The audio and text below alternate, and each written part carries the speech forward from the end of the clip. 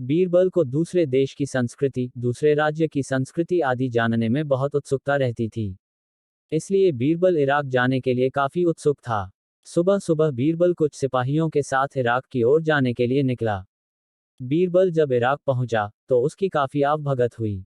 Iraq के बादशाह ने बीरबल से राजनीति को लेकर और बहुत सारी समस्याओं को लेकर काफी राय मांगी। बीरबल द्वारा दिए गए जवाब इराक के बादशाह को बहुत पसंद आया और वे उसके जवाब से सहमत थे। साथ ही इराक के दरबार के सभी दरबारी भी बीरबल की चतुराई को देखकर अत्यंत खुश थे। अंत में इराक के बादशाह ने बीरबल से एक कठिन सवाल पूछा। उन्होंने पूछा कि हिंदुस्तान के बादशाह और इराक के बादशाह को तुलना करने के लिए कहा जाए, तो तुम क्या कहोगे? बीरबल ने कुछ देर सोचा और मुस्कुराते हुए कहा कि मैं अपने देश के बादशाह को दूज के चांद की तरह देखता हूं और आपको मैं पूनम के चंद्रमा की तरह देखता हूं। पूनम की चंद्रमा सुंदर और सुशील होती है। इराक के बादशाह अपनी तारीफ सुनकर काफी प्रसन्न हुए और बीरबल को बहुत सारे धन कपड़े देखकर उसे उसके देश जाने के लिए विदा किया। बीरबल राज्य में आया और बादशाह अकबर से मिलने गया तो बादशाह अकबर काफी गुस्से में थे।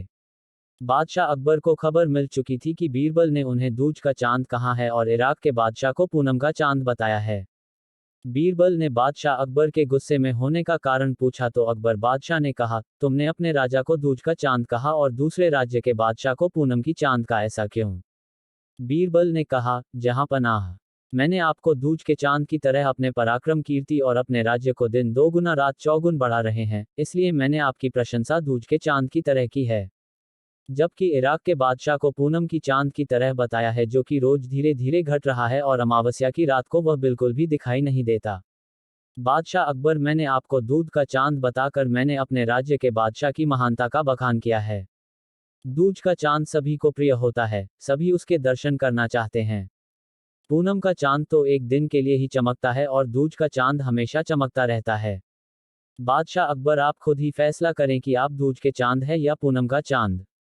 बादशाह अकबर ने कहा, हाँ, दूज का चांद हूं मैं। और अपने बीरबल की बात सुनकर बादशाह अकबर अत्यंत खुश हुए। बादशाह अकबर ने उन लोगों की अच्छी सी खबर ली जिन्होंने बीरबल के खिलाफ बादशाह अकबर को सुनाया था। बादशाह अकबर ने बीरबल को बहुत सारे इनाम और कपड़ों देकर सम्मानित किया।